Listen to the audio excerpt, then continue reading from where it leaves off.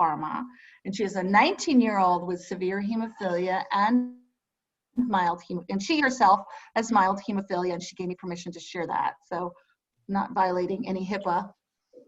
And she is an amazing hematologist in Arizona because she lives in Arizona. So thank you for joining us all the way from Arizona, and feels very blessed to be able to work in the industry and to give back and to work for a fabulous company like Pharma. And her favorite team is, does anyone know? Oh, well, I guess that's obvious. The Arizona Diamondbacks. And she plans to go to opening day with her son this year, or is hoping to, because they have gone every year for 12 years. So take it away, Liz. Thank you. Hello, welcome everybody. We at Pharma are really proud to sponsor this event. It's very near and dear to our hearts. As the end user of our products and services, we're really dedicated to improving the quality of life for our patients suffering from a variety of clotting disorders, immune deficiencies, and other illnesses. So I'd love it if you would listen to one of our female patients who uses our Will8 product and explains her life story.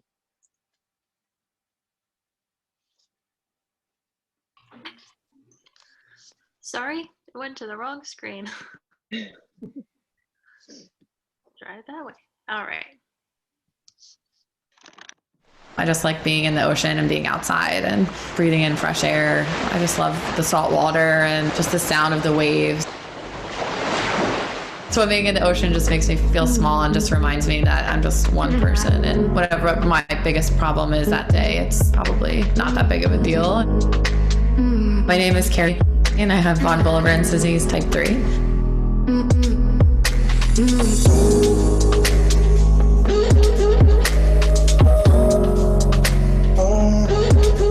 Some of the symptoms are easy bruising, bleeding in your joints and your muscles, prolonged bleeding from a cut or a scrape.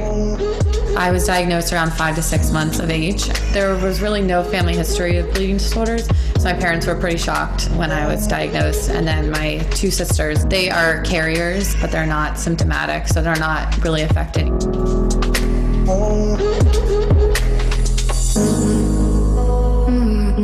When I was learning to walk, I had to wear a helmet and knee pads all the time, and sometimes elbow pads. So it was kind of around then when I noticed that I was different from other kids. I think my parents did a great job of raising me to feel as normal as I could. And it's just turning the hardships and the times that I felt different, making that into a positive thing and kind of embracing it. My biggest challenge was when I got my period. Even with the diagnosis, it was still really difficult to treat and manage. With hormones and factor and a combination of the two, I've been able to manage it pretty well. And if you're watching this and you're struggling with it, just know that, you know, I went through the same thing, and there are other people going through it too. It's definitely a big part of your life and something that you're going to have to get used to, but it doesn't have to dominate your life, and I think you'll find a way to deal with it and to manage it.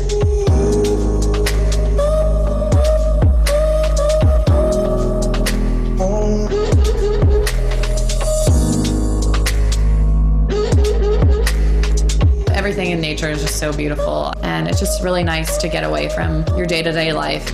I like to be really active, so if I'm going to be active, running, hiking, I'll preventatively treat with factor just in case of an injury.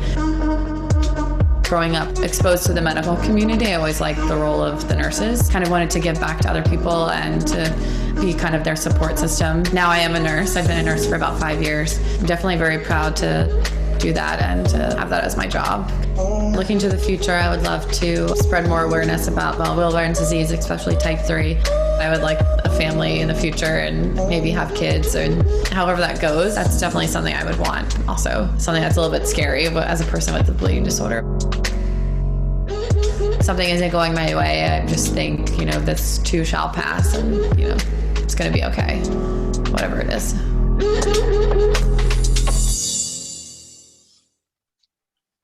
Thanks.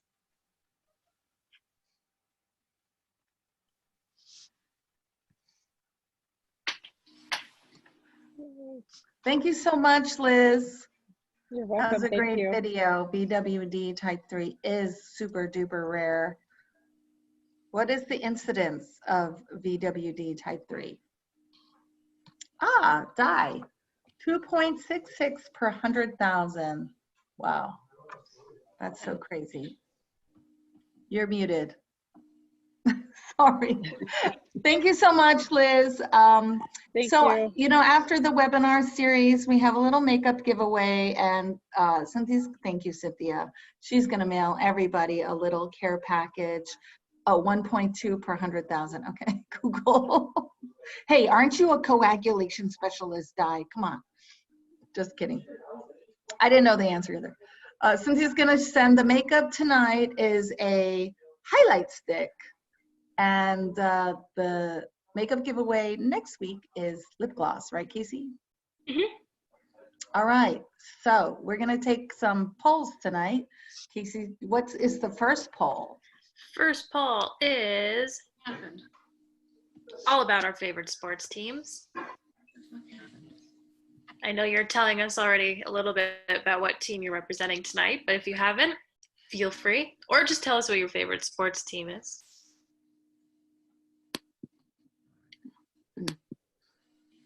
What happened?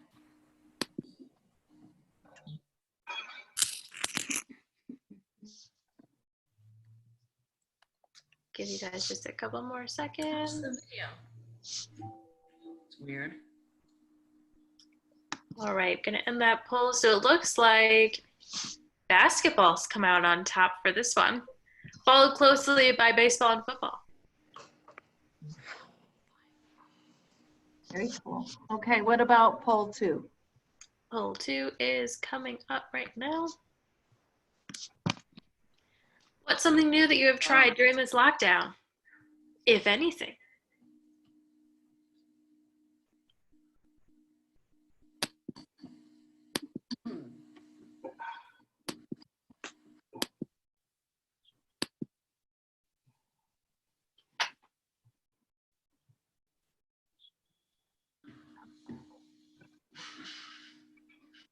Okay.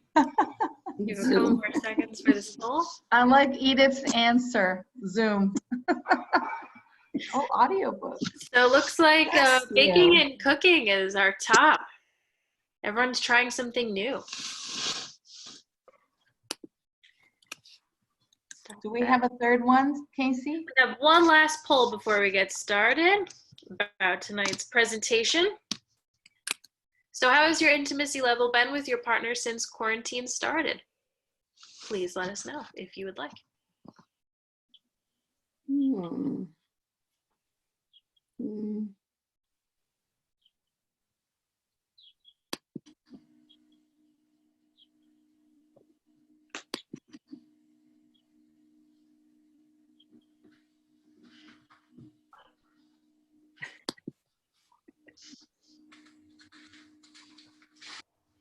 All right. So, wow, we have a three-way tie for this one. So it looks like we have to look in the chat, but also we're finding time for each other like we did before quarantine, and we're trapped all day in our home. Stop sharing that one. Well, I'd like to hear from these 5 people who are making Whoopi every chance they get. I don't know, I wanna Linda, hear you from look them like too. you have a sheepish grin. So my husband's been asking me, like, what are you doing these every Friday night? You tell me to, like, please be quiet, you're doing some work. And so I told him, oh yeah, we're having a Zoom meeting tonight on relationships and intimacy. And he's so excited and happy, brought me a glass of wine, making dinner. And I said, no, it's not about how to have more intimacy. Just Yes. the subject. So he's like all excited. No. He's like, I'll vacuum the house for you, dear. Anyway, men are funny. Well, I am very excited for tonight's webinar. I think we are in such unprecedented times. I'm so excited also to introduce Sandra, who everybody knows. She's spoken for the foundation so many times. Sandra's a social worker from CHLA with 3 kids. She didn't even go to work today. She's still going into the hospital too. Thank you for doing that, and stay safe. We love you, Sandra. I also want to give a shout out to Jasmine. Where are you, Jasmine? In New York right now, so it's like 10 p.m. for her, and she works in the education department for the National Hemophilia Foundation. And so thank you. She helped to put this program together tonight. So thank you, Jasmine, wherever you are. I can't find you anymore. Of course. I'm happy to be here. Oh, there you are. Thank you, thank you. Okay, Sandra, take it away. Continue to ask questions in that chat. Okay, hello everyone. I'm going to be sharing my screen with you, so bear with me.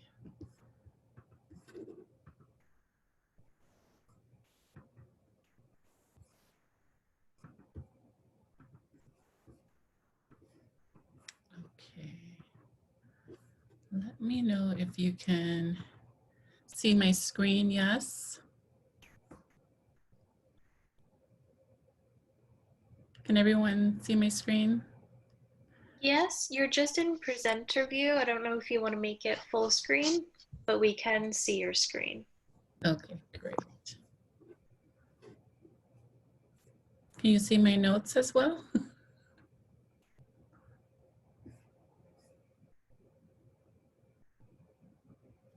Yes, I can. Sorry, I was muted. It's okay. Okay.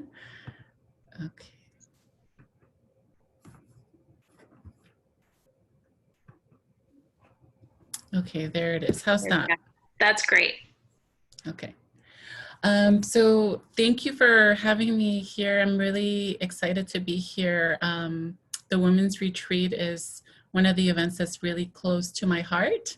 So I'm really happy that thank you, Michelle and Casey and Cynthia and the entire team at the Hemophilia Foundation for making this happen virtually. I think it's very much needed. The topic of intimacy and relationships, especially now during COVID-19. So just a couple of things that I wanted to mention, as Michelle said, use the chat box if you have any questions, and towards the end, we'll do our best to answer them. But this webinar is also meant to be as interactive as we want it to be. So we're gonna be using Poll Everywhere, and I'll go over what that is and how you can participate as well. Okay. So the goals for today really is to talk about intimacy. We're going to get into the different types of intimacy and relationships. And what I like for us to think about is not just the intimacy in terms of romantic relationships, but also if any of the content that we go over today applies to any other types of relationships for you, please feel free to utilize some of the tips that we're going to review. We're also going to be talking about how we make decisions as individuals and as a couple, and how that's changed right now during COVID-19. And one of the skills that we're going to go over as well is communication. How is that happening? What type of communication are we using right now? Is it impacting our relationship in the way that we want it to? Okay. Just a little humor. I'm going to read it out loud. The partner says, "I need to talk about how you don't understand my needs." Her response is, "I need to not understand your needs. And that need is something I need you to understand," right? This is another night that passes in a modern relationship. So in relation to COVID-19, I think it's something that maybe many of us can relate to, is we're all under the same roof together, and although we may have partners in our lives and we may assume that we may understand what their needs are, sometimes we need to talk about this. Something else also that I want you to think about when we think about intimacy is what your relationship of that is. So I think we have about 43 participants here. And we all have varying definitions of what intimacy is. So what we want to do is ask you, what is your definition of intimacy? So take a minute to use the poll. So what you can do is 2 ways to respond. So you can use your cell phone, And what you're gonna do is you're gonna text 22333. Once you get that, once you text that, you're gonna get a little response from Pull Everywhere, and then you text in Sandra Valdov 774. Once that happens, then you can indicate your response of what is your definition of intimacy. Another way of participating is if you have a laptop or a computer, you can also go on POLLEV.com/SANDRAVALDO. Oh, great, closeness. Any other definitions? We'll give it about a minute because I think everyone's a bond.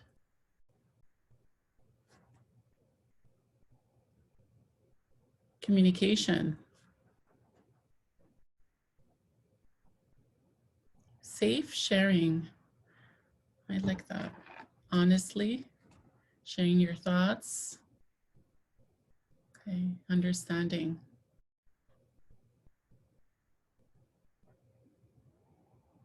A bond. Okay, any other thoughts? Closeness.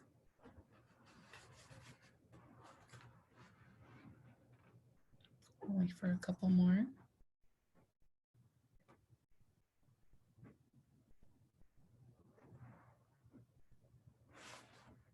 Open. Okay, well, thank you for participating in that. Some of the characteristics of intimacy include connectedness, and someone mentioned that connection, which I think is really important. Feeling connected. Right now, maybe some of us may be feeling too connected. And what does that mean for our relationship, right? Mutual respect. Someone mentioned respect as well, and understanding. Giving and receiving warmth, compassion, and support. And sharing experiences through good and bad times. When we think about characteristics of intimacy, we also want to think about communication. So what does that look like in terms of how we're communicating? Are we sharing our thoughts, concerns? Are we listening to our partner's thoughts and concerns? What's important here to note as well is, are we having this discussion with each other in terms of our likes and dislikes?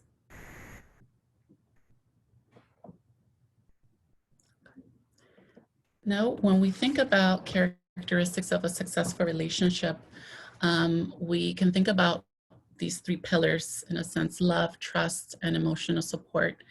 So if you can, on the chat box, feel free to please voice any type of characteristics that you feel that describe your relationship.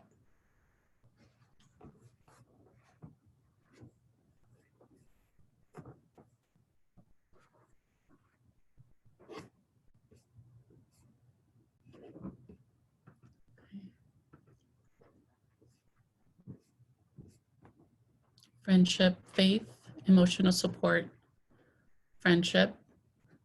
Okay. Being present, deep mutual understanding.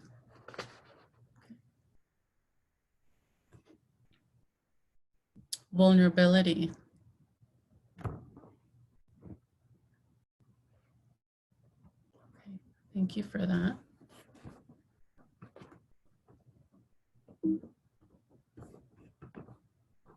Okay. Now, what makes relationships hard? I think when we think about this question, many of us can come up with an example of today, maybe the last hour. And what makes relationships hard with COVID-19? You know, how has that impacted our relationship?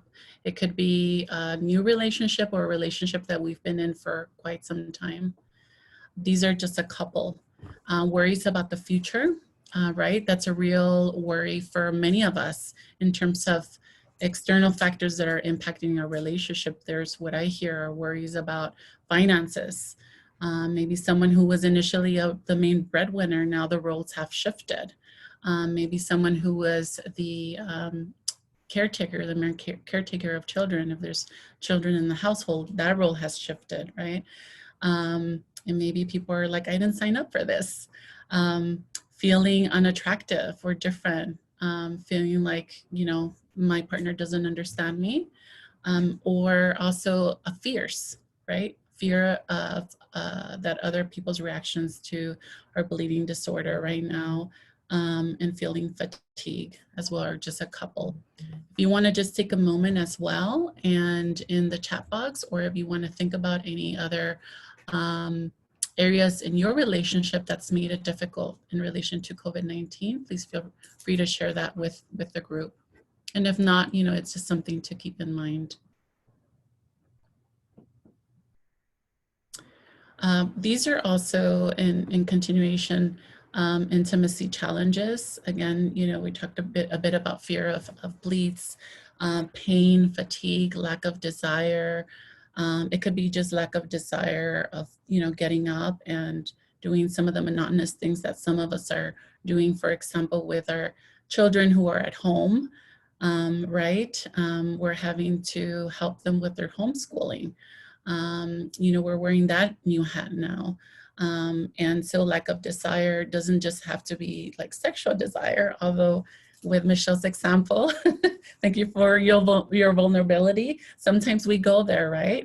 But this means this fear is really about all of your desires, maybe that you have on your day-to-day, and the loss of those. So what we're going to be doing also is talking about a couple of categories related to intimacy. And the first one here is physical and sexual, right?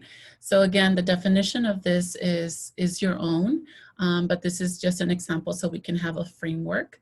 When you think about physical or sexual intimacy, you can think about kissing, cuddling, sexual intercourse, caressing, hand holding, and maybe in your culture, as it is true for some cultures, the showing of affection in public is not something that, you know, is acceptable. And maybe even more so now that we're under the same household, there may be children present, right? And not enough space to demonstrate that. So these are just a couple of those, and think about what physical and sexual intimacy means to you. Something to also understand is that intimacy is something that we all yearn for and want. Whether we say it, whether we express it or not, it's something natural. The types of intimacy continued are emotional as well. What does this mean for you?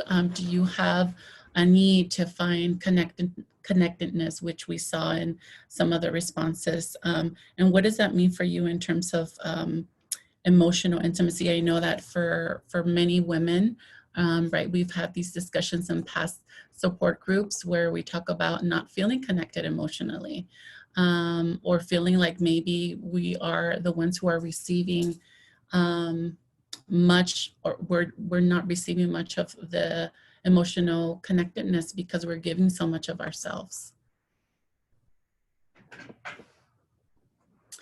The next category is social. This one's interesting right now because of COVID-19. What does that mean for you in your relationship with your partner? Also, outside of the romantic relationship, what does that mean for you in terms of your other relationships, whether that is with your relatives, some people also in terms of intimacy, maybe they're dating and they're not able to see that other person physically, right? So it's impacted them at that level. So think about how your social intimacy has impacted your relationship now. Culture, as I mentioned before, is really important. How do you think culture impacts the way that we view relationships, right? Behave towards others, how we respect our partners or lack thereof, in certain situations. I think it's really important to keep this in mind. And like I mentioned, there's about 43 participants now, or 42. And so we all come from different cultures, whether that's from the country of origin, whether that's a culture within our household, the American culture. I can think of many other, definitions, but whatever resonates for you, I want you to think about how that influences the way that you see intimacy and how you behave with your partner. Prescribed social roles and our ingrained beliefs, right? Which is what we went over a little bit before regarding social intimacy. COVID-19, we're gonna do a little activity towards the end of this presentation, but I just want you again to keep in mind how maybe this experience since the outbreak of COVID-19 has changed the way that you view your relationship. Is it more strained? Do you feel like you've had thoughts about things that you wanna improve in your relationship? For some couples, what we're hearing too is that it's, allowed for this bond, this stronger bond to build or to form. So it ebbs and it flows, right? Some days or some hours are better than others. The next type of intimacy is intellectual, and it's something that I think we don't talk a lot about, but it's very important. This is discussing ideas and opinions, but right now as well, it's being able to talk about, for example, when we are absorbing a lot of the media content related to COVID-19, are we sharing our worries, our concerns with our partner, or are we feeling like it's not a safe space to do that? Or are we oversharing? So now we're feeling burdened by the amount of information that we're absorbing. The next type of intimacy is spiritual intimacy. So spirituality is, again, whatever your definition is of spirituality, higher being. It doesn't necessarily need to be religious, but it's whatever you believe to be true. In this case, what we're using is mutual respect of spiritual beliefs. Or even if you don't have spiritual beliefs, but this is something that is important in your culture or in your family right now that we're all together. How are you able to express that? Are you finding ways to share your intimacy in a spiritual manner? Okay, so now what we're going to do is we're going to do this activity. I think it's a pretty fun one. So what you're looking at are different gauges, right? We just went over these 5 different types of intimacy. So we have here intellectual intimacy, physical, spiritual, social, and emotional. So what you see in each gauge is from the very left, it's very low. For example, my intellectual intimacy could be very low, low, moderate, high, or very high. I want you to think about where you gauge yourself in terms of your intimacy in each of these categories: intellectual, physical, emotional, spiritual, and social. So take a minute to think about that. You can write it down or just take a mental note.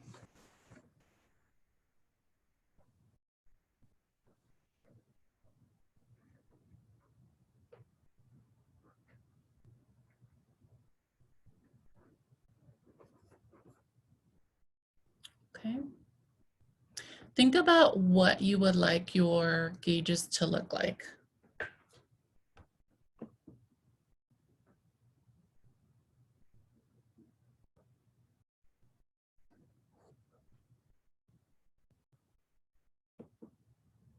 Now that you've gauged your intimacy levels, think about also how that relates to your relationship, but also to yourself. So sometimes, we think about in broader terms, we think about this is a goal that we have as a, for example, as a couple. It's equally important for you to think about what are your own goals? What would you like to see in your intellectual intimacy, in your physical intimacy? And is it where you would like it to be? And if it's not, you know, it's something maybe that we can think about a little further.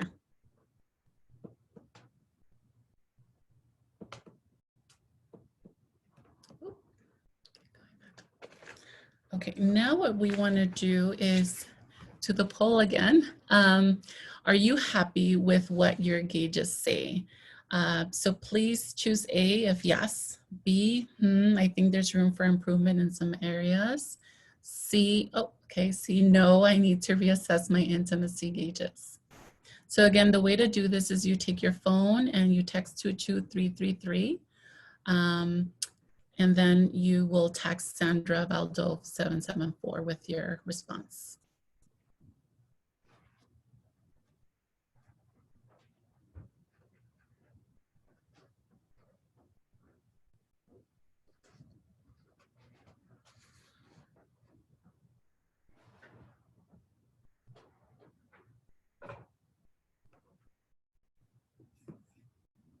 Okay.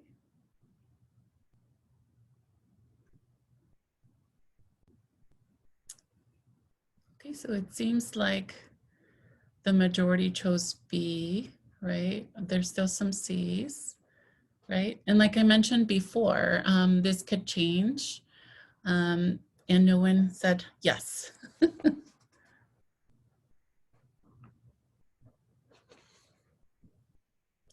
This little tool is something that you can use every day. You can, you know, use it with any relationship really. And it's good to have awareness in terms of where you stand or where you think you stand in terms of your satisfaction in any of these intimacy levels. So how do we bridge that? How do we bridge what we would like to see in our intimacy, in our relationship with our partners, in terms of what we can do, right? You can decide the course of action on this. And we want to talk about some opportunities on how we can strengthen your intimacy. So this is an example of like a therapist talking to a patient in the form of an elephant. And it says, I'm right there in the room and no one even acknowledges me, right? Someone mentioned vulnerability in one of the poll answers.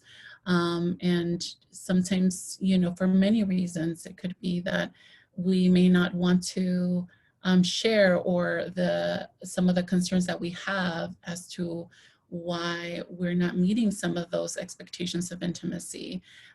It may be very obvious, but it may also be that we're not discussing these, right? So how can we accomplish these goals? Well, before we jump into what you can do, what's important to acknowledge is consider where you are. What's your level of motivation for change? There's a concept in therapy that, you know, the idea is, you know, you can't really help someone if they're not willing or even motivated to change. So the same applies when you are thinking about intimacy and your relationship right now during COVID-19. How motivated are you? Are you having days or hours where you're feeling like, I'm gonna throw in the towel, I'm not motivated at all?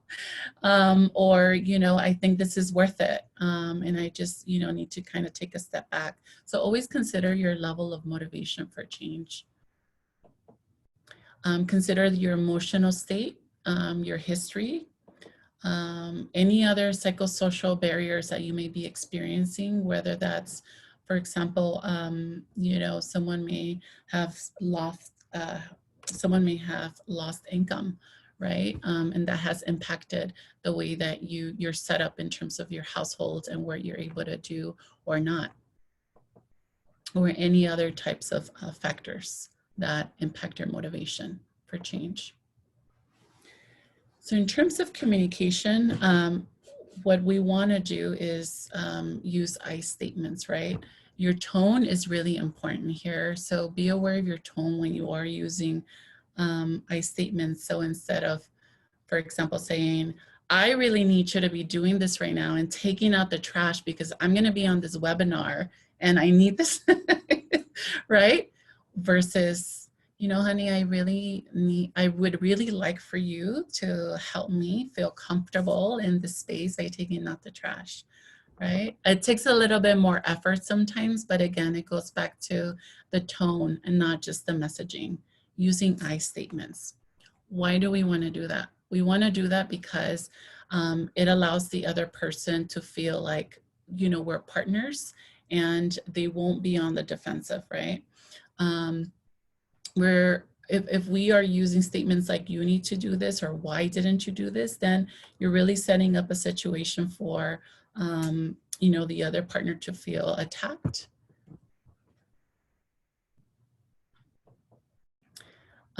Also take into consideration your partner's nonverbal communication, right? And what does this mean?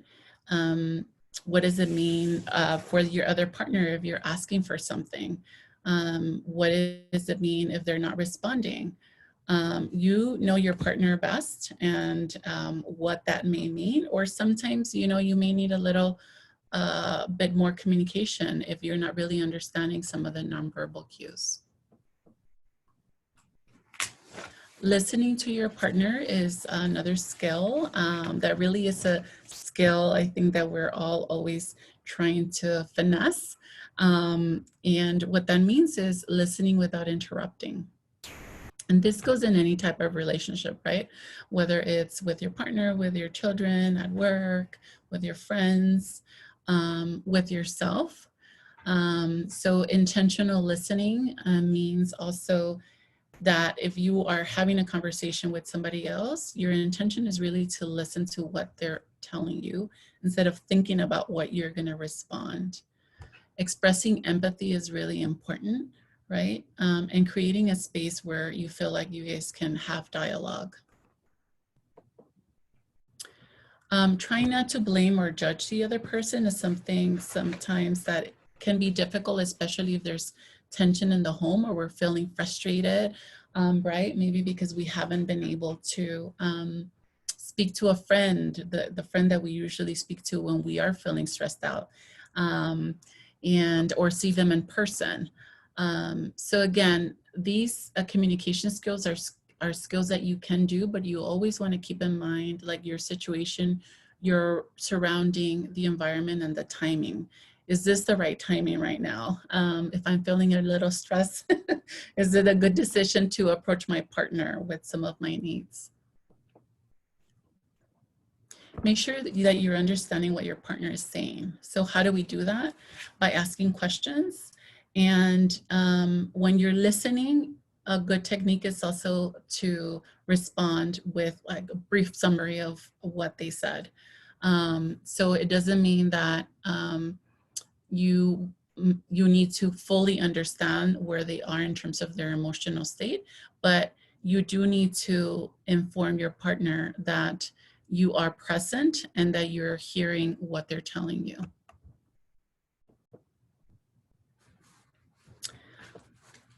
Something else that we wanted to share with you also is in terms of communication and how can we keep our intimacy levels, you know, fun and keep that spark going, is thinking about fun things that we can do creatively and with each other.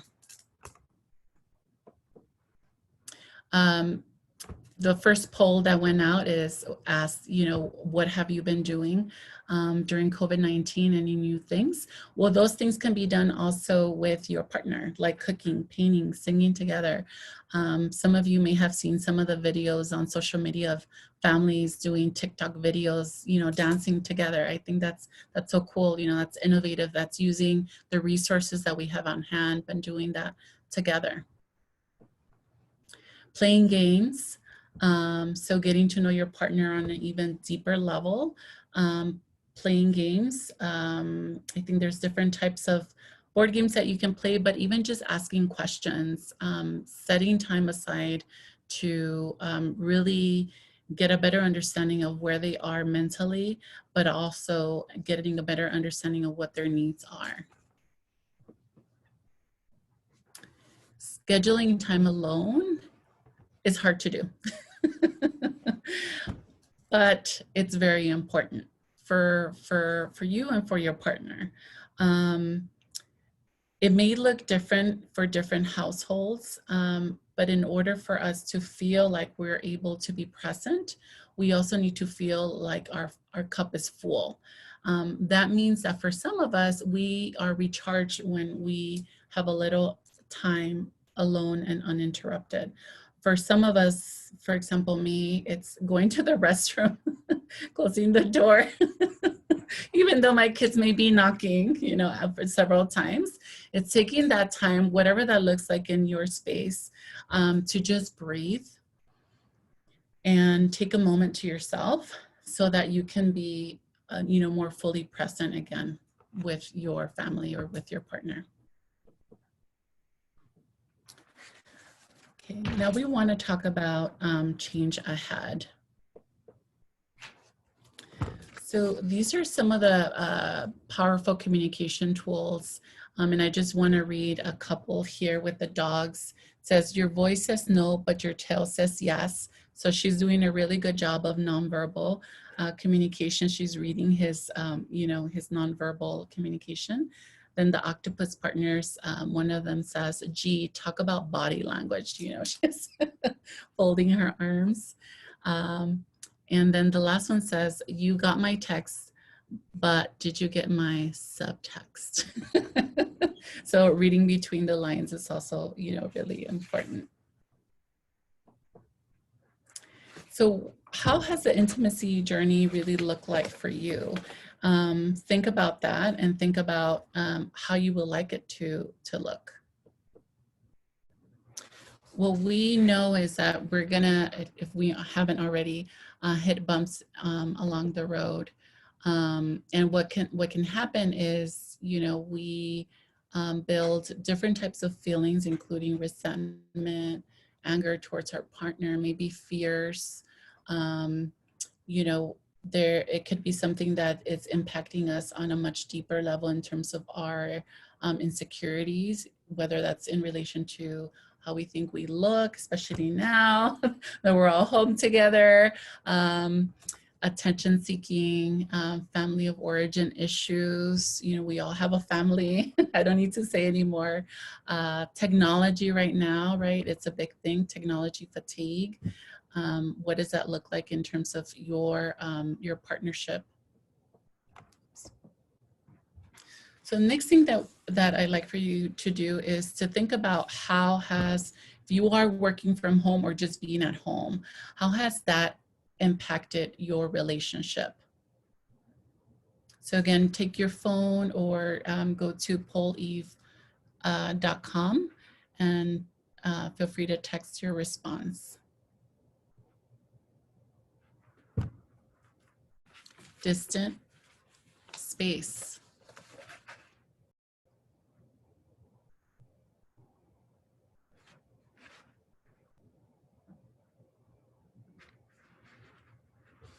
Boundaries.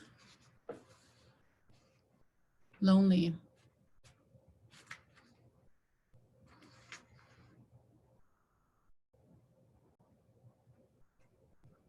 Shifts.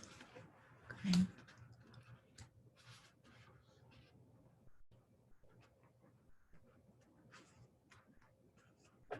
Boundaries. Okay. Crazy.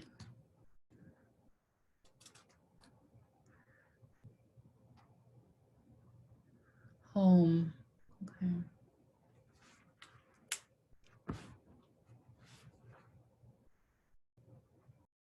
Separation. Amenity. Work. Routines.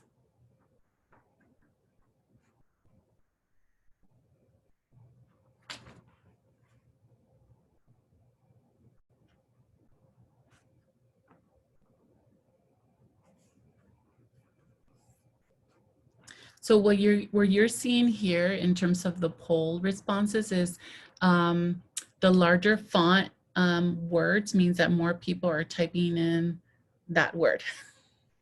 So that means, for example, out of 43 participants, maybe many more are typing in the word distant, lonely, crazy, loneliness. And then it shifts, you know, as people may change their answers as well.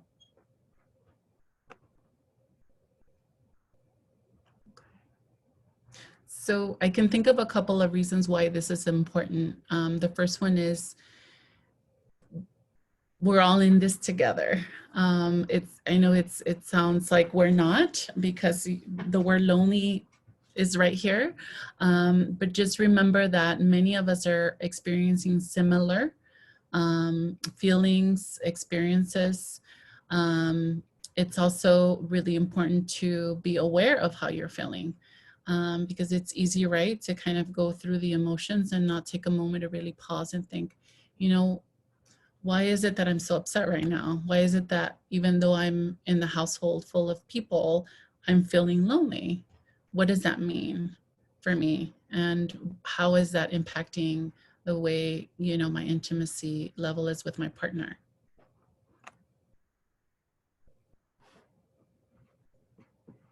Okay. The next question I'd like for you to think about and some of your responses to is, how has having kids, if you have kids in the home, if you don't, that's okay. For example, if you don't have kids, if it's maybe somebody else that you're caring for, how has that impacted your relationship? No space, yes. More arguing. It is stressful. No alone time. Drama. Yeah. Arguing again. Multitasking. It's stressful. More needs. We're all wearing various hats. Yeah. We're fighting, whether that's with the partner or the kids fighting, or you fighting with the kids. No kids. And negotiations, right? Impatient. So much more noise, right? So many dishes. Yelling. No kids. College kids. It's a whole different level, right?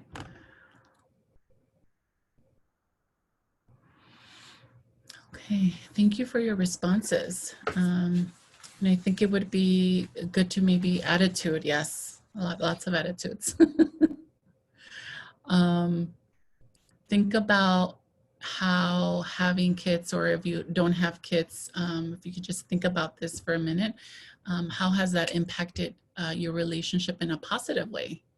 You know, have you seen any positive changes that, you know, you weren't expecting, or that you reflected on and you realized, you know, actually this has maybe brought us closer. I didn't realize that, for example, for me, that my fourth grader is doing math in a whole different way than the way I was taught. So it's brought us closer in the sense of me trying to get a better understanding of that. We talk more. Sibling bonding. That's beautiful.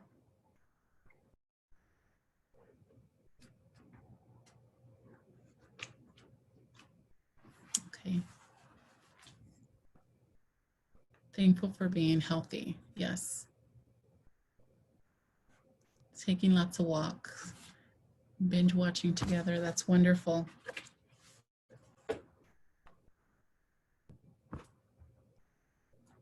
Thank you for that.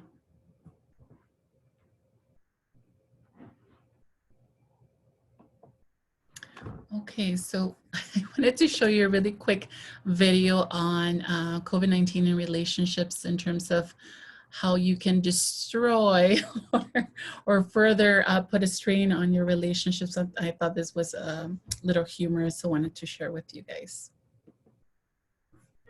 Did you shower today? What do you mean by today? I feel like we're not spending enough time together. We're literally spending 24 hours a day together now. Don't we have any more chocolate? You ate our whole stockpile of chocolate before the quarantine began. They say New York is on complete lockdown and we're next, potentially for a whole month.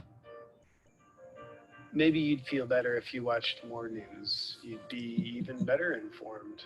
You'd have to invent more time for us to be able to spend more time together. We should do a date night at home tonight.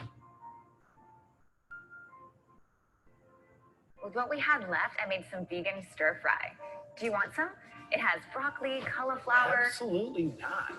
Is it so hard for you to squeeze out the sponge when you're done with it? Can you go get me more chocolate? We're supposed to stay inside.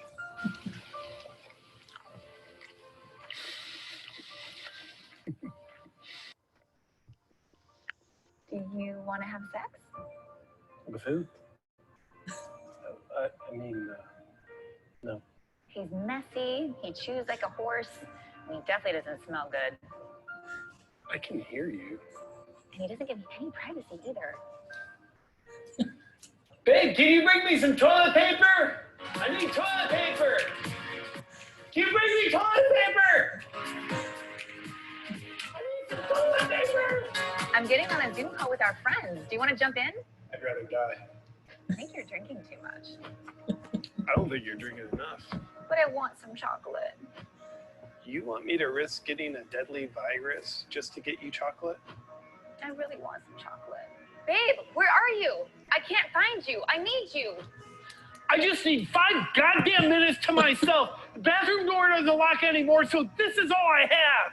I'm sick of you. We're finished. Get out. I can't go anywhere.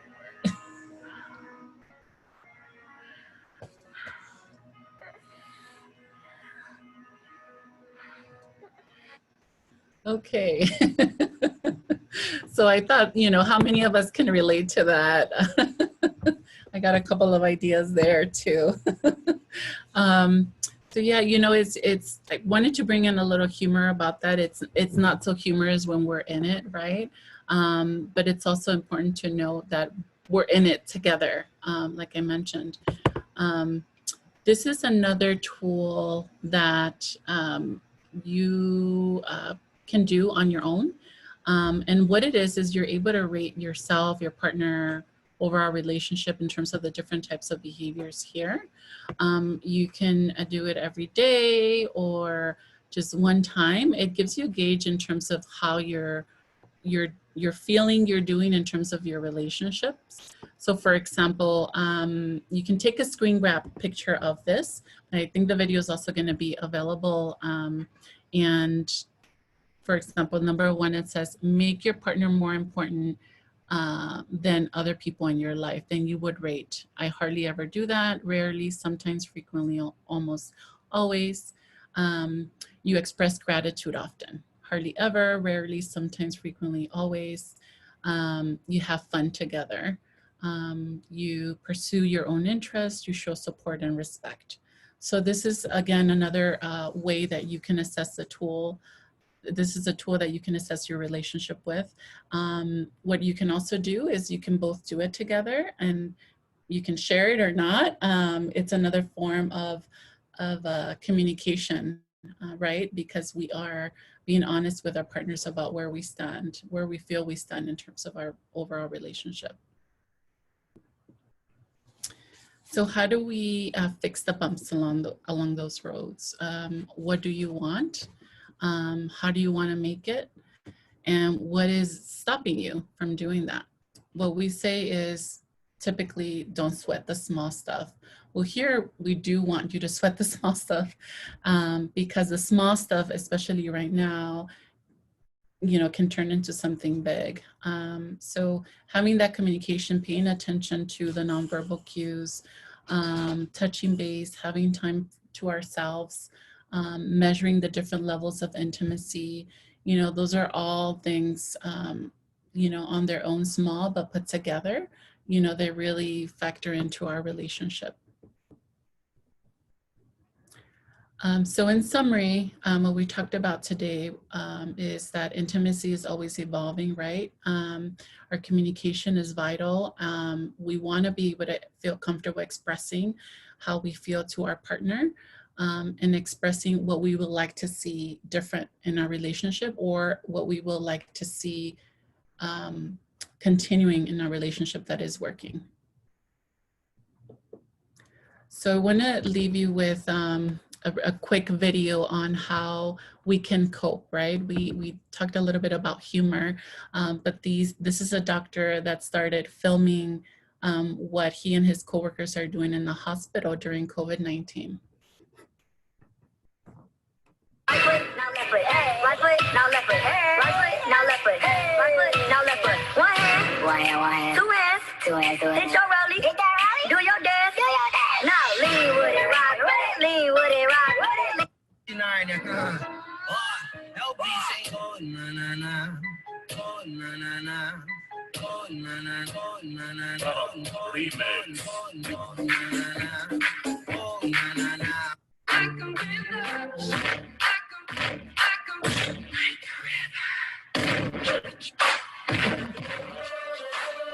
You stay saying I can't dance, but I hit the folks like this and you hit the folks like that, and I dab like this and you dab like what is that, and I footwork like this and you footwork like this, and your point is exactly. Why is everything chrome?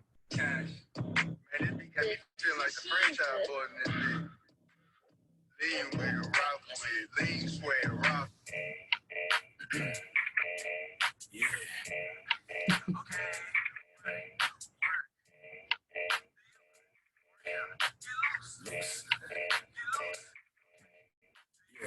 I thought you could never get loose. I thought you could never get loose. I thought. Okay, I love watching this video. So again, it's another way of coping, using humor, whether that's in our romantic relationships. For some of us, we see our colleagues more than we see our partners sometimes. So how are we making these relationships a little better? Humor is a really good way to lift the soul. Okay. What we want you to be mindful of is also what types of supports are available to you in terms of resources at your local HCC, for example. There's always a team approach, so you have access even in this time to contact your HCC and ask for resources, whether that's within the community, resources in terms of education. I know that there's a webinar coming up that the foundation is putting together with some of the hematologists around COVID-19. And so that's, it's great. It's great to get those emails in terms of events, webinars through the foundation, through your HTC, and in the community with each other as well. We don't have time right now to do this, but I did want to talk about meditation techniques and grounding as well. NHF, I believe, also has been doing through their Facebook some meditation that you can use on your day-to-day. So grounding is really a practice that brings you to the present, and it allows you to focus on the present so that you can do what you need to do in the day. It really talks about using breathing techniques in your body to center yourself. For some people, it could also mean prayer, meditation, taking walks with your family, for example. Mental health resources is also something I think that is available. There's always that stigma, right? There's always these fears of like, what if I kind of open this can of worms? What's that gonna happen? But I want you to know that telehealth, teletherapy is available. Some therapists, even if it is your first time, will give you the first session for free. If you have questions about that, again, I'm available if you have any questions regarding that. You can also reach out to the HCC and they can help you with that. If you have commercial insurance. Also, usually on your card in the back, it'll have a number, member services you call, and they should be able to give you a listing of the in-network providers. If you don't have insurance, again, you can reach out to your HTC, and they should be able to help you with that as well. And being mindful of your needs and your partner's needs. So maybe it's not something that you want for yourself, but you know that someone else may benefit. Or even if it's something in relation to your relationship or parenting, those services are still available to you and your family. Better You Know call to action. I'm not sure if many of you are aware, but NHF has a campaign to really raise awareness of bleeding disorders for individuals who are not diagnosed yet. So if you want more information in terms of how you can take part in this campaign, you can go on to the betteryouKnow.org website or contact John Velasco, who's a staff member at NHF. Thank you. And lastly, we want to say thank you to NHF's community education sponsors.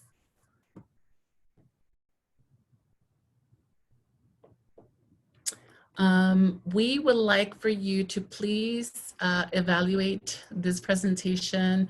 The webinars is something new for many of us, so we want to hear what does work, what doesn't work, what you would like to see differently.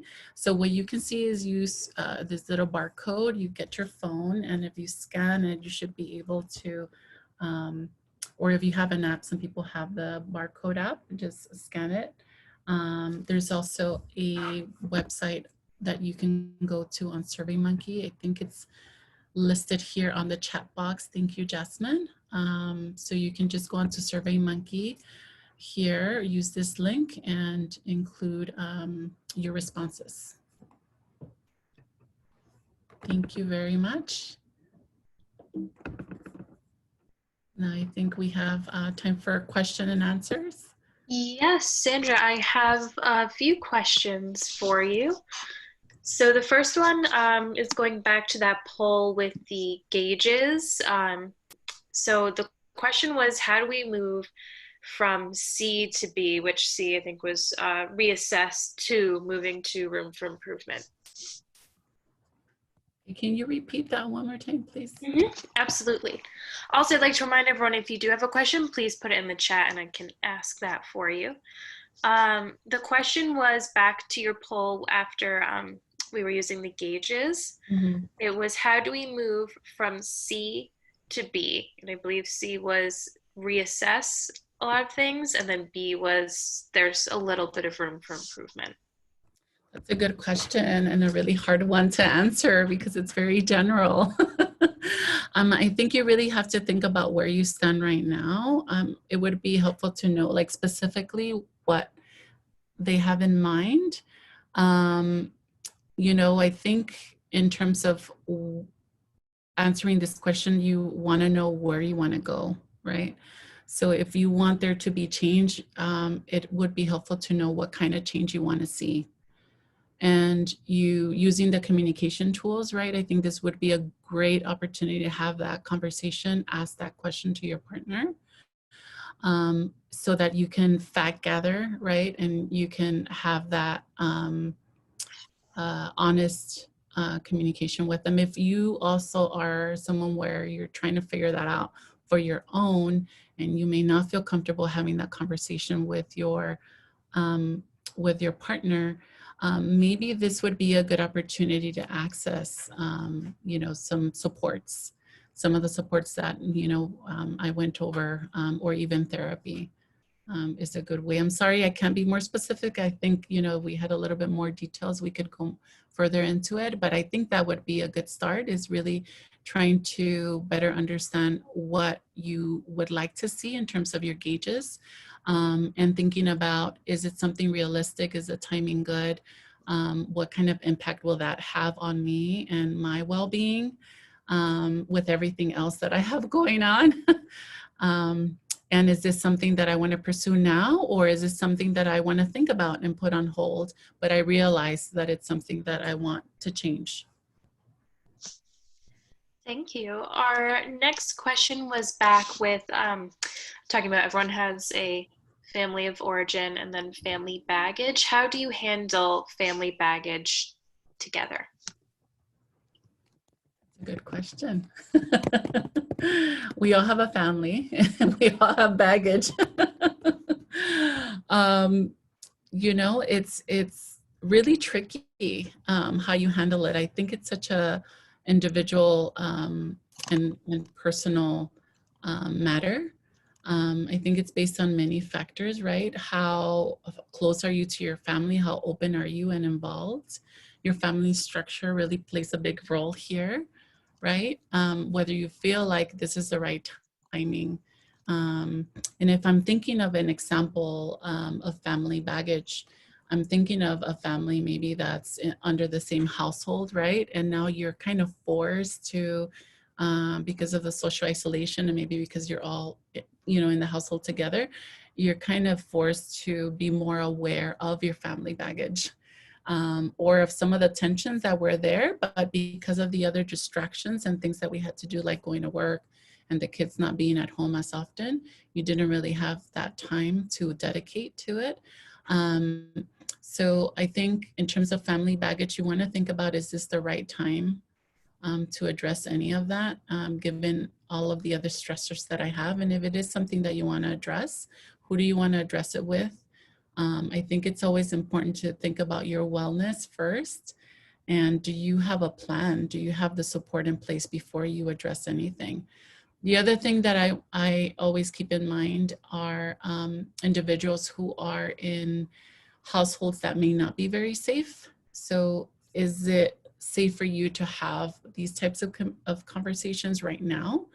Maybe it isn't. I don't know if you guys have read any of the articles on New York Times, or even LA Times has put out an article regarding intimate partner violence, you know, has increased right now because of, you know, everybody being in the household. So maybe it's not a good, you know, that may not be that's an example of it not being a good time. So again, accessing the resources that I listed there, accessing your supports, whether that's speaking with someone that you trust to have a better understanding on, you know, how you're feeling, how do you want to maneuver the situation. Thank you. So our next question is, how do you factor in the different intimacy levels between you and your partner? My needs, interest, and understanding of our issues is not exactly on par with my husband's. I try to give him the basics to initiate conversations, but it doesn't always lead to the desired outcome. Yeah, that's an important question. And what's important here to know is that we want to feel, in terms of the different intimacy levels, we want to feel safe. I go back to safety always, you know, our feelings of, are we feeling emotionally safe? You know, do we feel like we can trust, you know, having a conversation like this when we're factoring when we're feeling like we're giving what we can, but it's not enough. Is if I'm understanding the question correctly? I think so. I can, it's from Esther. I don't know if you want also. I think the other thing that I think about is responsibility. Oh.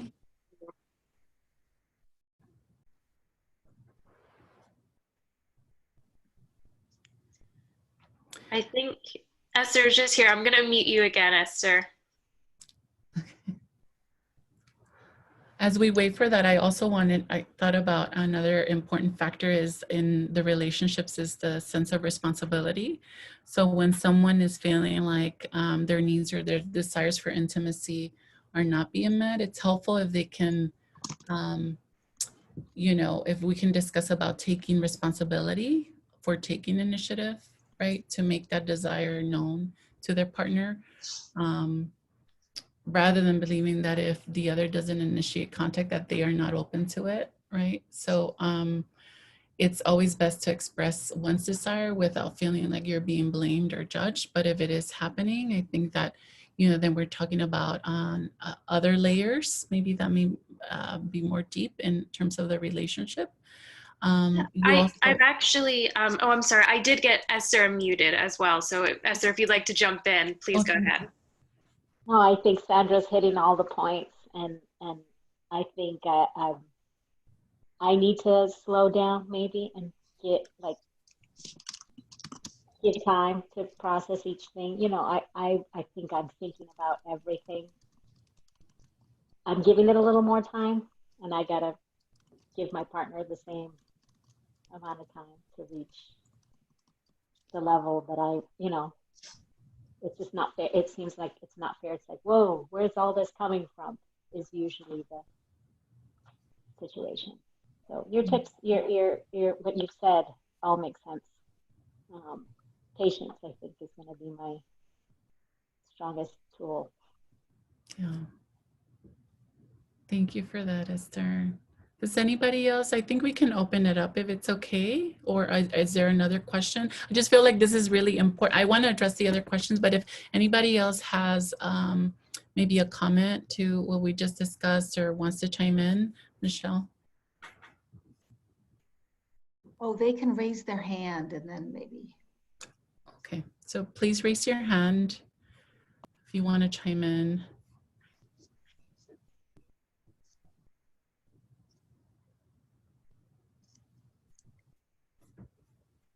Okay, next question. I think that was it for this evening. I think we're out of time, so I was going to just thank you, Sandra, and hand it back over to Michelle for our closing. Yeah, that time goes so fast. I don't know how it just flies by every Friday. I want to thank you so much, Sandra, for your time. I know you have 3 kids at home. You had a long work week, but we really appreciate all your tips. There's a lot of information to process. Esther, your comment's really funny. Thank you for sharing openly and all your questions, and everybody for sharing time.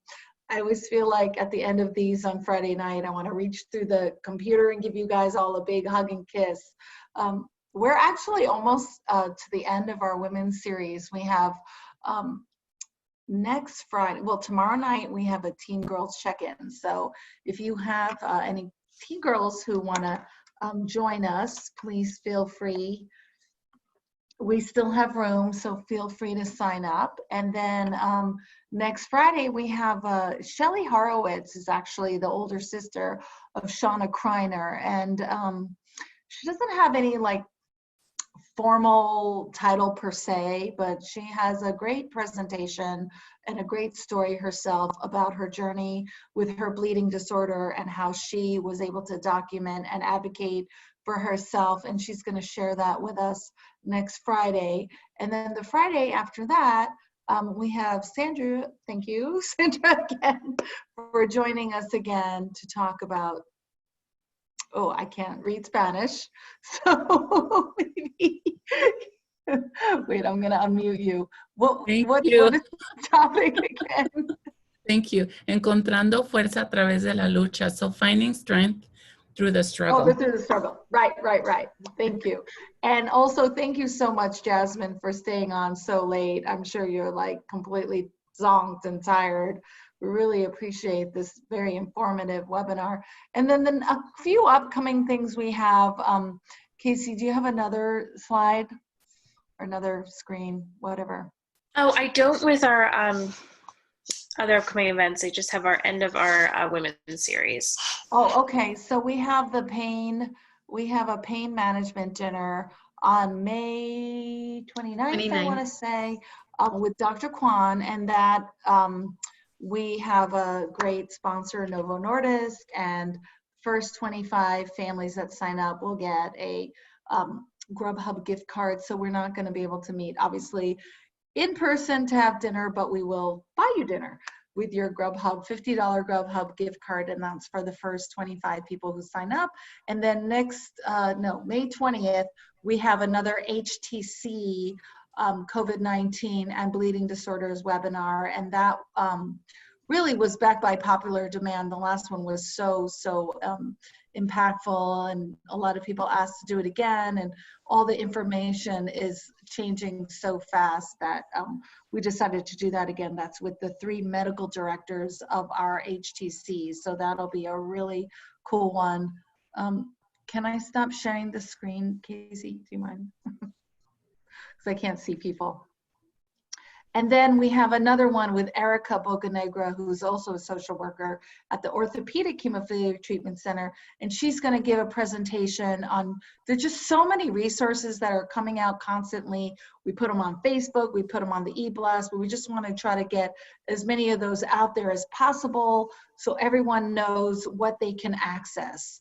And so Erica will be presenting on that, anywhere from insurance, unemployment, letting your landlord know that you're not going to pay, you know, utilities, all the emergency financial resources out there as well. So that's also, Cynthia, when is that one? That's May 13th.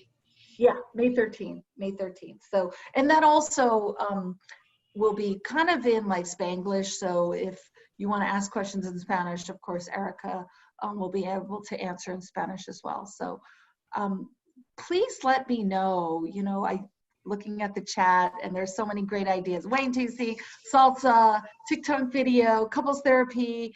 I'm exploring doing that painting class. So please email me, text me, Facebook message, all the ways you contact me. But if you have any ideas, please let us know, because this has been so much fun, so fabulous to just connect with everyone. A wine tasting.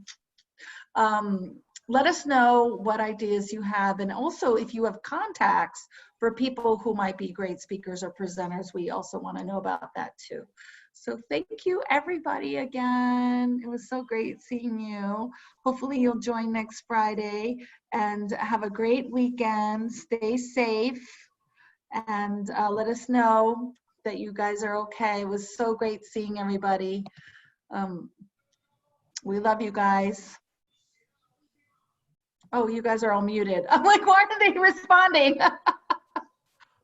Unmute, Casey. Bye. Bye, everyone. Bye. Bye. Bye, guys. Have a wonderful night.